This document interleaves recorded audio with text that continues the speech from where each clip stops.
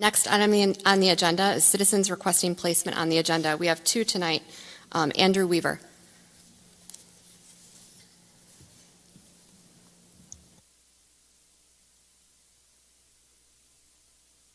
I just want to make sure that microphone is working.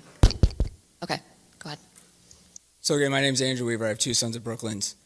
So start off with, we would notice something was absent from the introduction of this meeting. We're no longer streaming these on YouTube anymore. Why do we continue to restrict how much of the public can hear this? We started with, when we went back into in person, in October, we held it at an auditorium.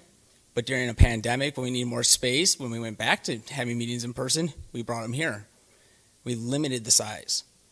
Then we said, well, if you don't want to come here, you can't speak, because we took away the Zoom option of being able to speak that way.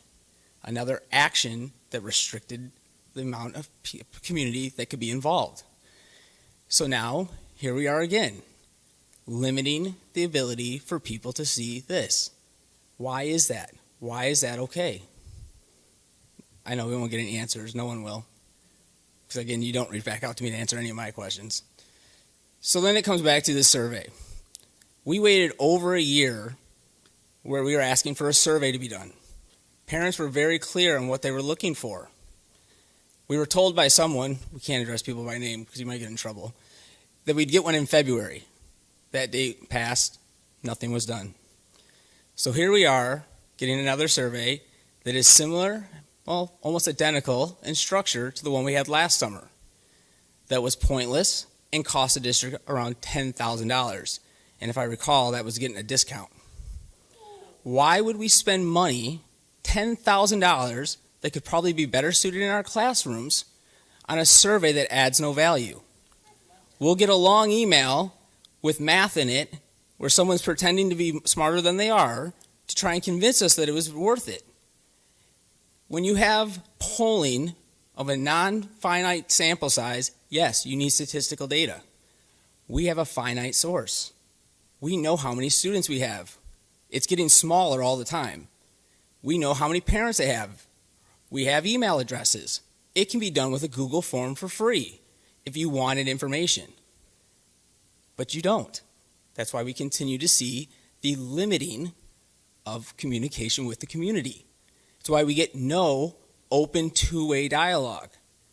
Why no, the community does not get answers to the questions that many of us are concerned about. And again, the district is the one that has to provide those answers. But the board is supposed to represent the community that wants those answers. Yes.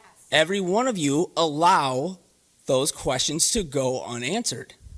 So how are you going to sit up here and say you listen to the community when we are having the same useless waste of money survey this summer that we had last summer? Could that money not be better spent in the classroom? Could our teachers not use those funds? And again, you'll all sit here being quiet, not acknowledging that yes, they could. Again, like Aunt Jenny tells us, right? Actions speak louder than words. So for over a year, we've heard a lot of words, and it is very clear the actions don't match.